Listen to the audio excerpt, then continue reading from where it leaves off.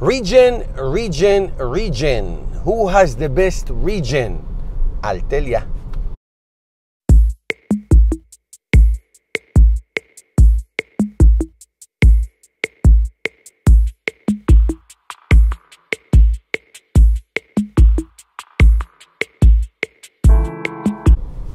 Hey everybody, Moshe is here, the electric Israeli, and today we're going to talk about regen. It's my second favorite topic. Not my favorite, but my second favorite. My favorite is climate control. I'm obsessed with climate control. I just put out a video the other day how the climate control works on my Tesla, my Leaf, and my Volt, and others. So watch that. I think I'll put a link behind my big coconut for you. So regen, for those who don't know, basically an electric car or a hybrid car have the ability to use the heat from the brakes and the down motion when you let's say glide, or where you go down the hill, or where you cruise, to use that connecting energy to recharge the battery. Imagine you have 3 gallons of gas in your car, and every time you press the brakes and every time you go down the hill, you get more gasoline in the car. That will be, you say, oh my God, this is amazing. It doesn't happen in gasoline cars. So in electric car, you have something called regen. So depend on the car that you drive, on the technology. Some of them have much better regens. A regen also gives you the ability to use the brake pad very infrequently. Okay, so that's why brake pads in electric cars last much longer than regular cars. Okay, so a regen has a lot of benefits, and the 2 main ones is getting more energy into your battery, and also the ability to drive the car using the brakes very infrequently. Now, so which one has it? So I have the experience of driving the Nissan Leaf, the Chevy Volt, and the Tesla Model 3, which I own 3 of them, and also I drove many other cars. So I'll focus on these 3, and I'll tell you which one has the best. Actually, I will focus on 4. Which one has the best one? And let's start from what I think. I'll go in order. Okay, so I'll do 4. Volt, I'm sorry, Leaf, Volt, Model 3, and Chevy Bolt EV. And I put them in this category because this is how I think they are performing. The Leaf has, I'm driving it right now, has the what we call the B mode. And you can put the car in drive, or you can put it in B mode, and every time you lift the foot from the throttle, you will see some kind of regeneration, some kind of the car trying to block itself and to stop it, not to stop it, to slow itself down. Now in the first generation Nissan Leafs from 20, when did they come out? 2011 to 2016, I would say, more or less, I drove all of them. The regen is not so accentuated. It's okay, you know, if you put the car in D and you drive and you let go, and then you put it in B and drive and you let go, you'll see the difference. But it's not that accentuated. When you go down hills in the Nissan Leaf, you get a lot of miles back. So it does do the effect, but it does not so much have you drive the car on one pedal. It's not that much. Not that much. The next one is the Chevy Volt.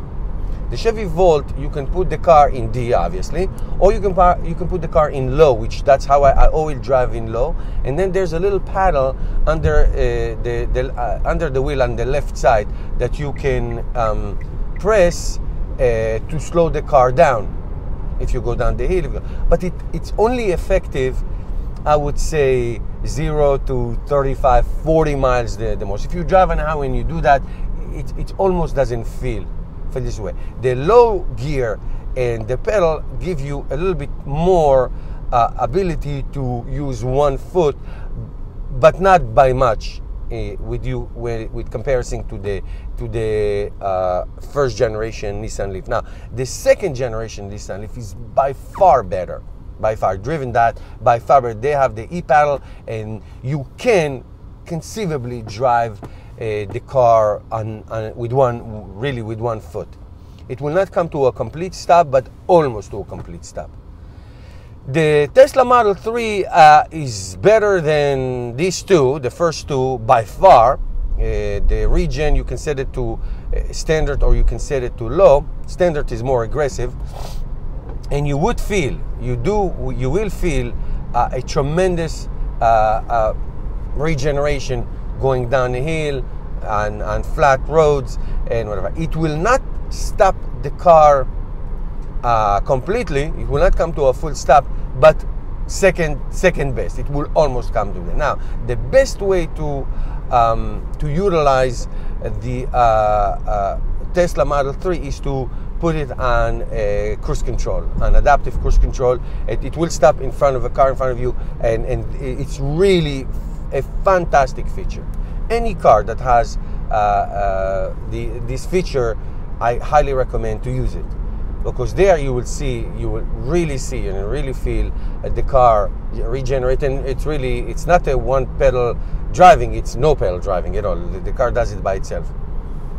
But the best one from all the cars that I drove is the Chevy Bolt EV.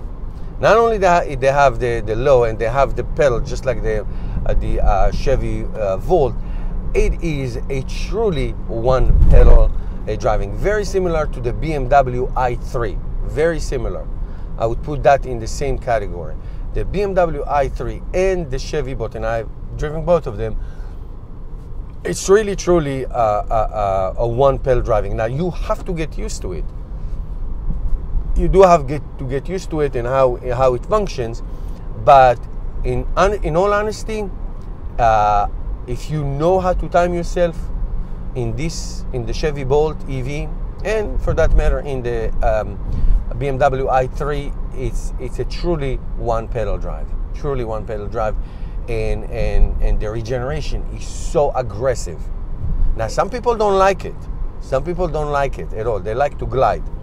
And in the Chevy Bolt EV, you can have that. You should be able to do that if you put it on a D mode, and it will be fine. But if you put it on the aggressive mode, boy oh boy, it will really feel. Okay? So if you have experience in other cars that I didn't mention, please let me know and give me your comments and your thoughts. In the meantime, thank you for all your support. Thank you, my patrons, my supporters, and please continue to share and subscribe and support this channel by becoming a patron or shop on the Electric Israeli store. You can get a nice t-shirt like this one, TEI, the Electric Israeli. See you tomorrow, guys.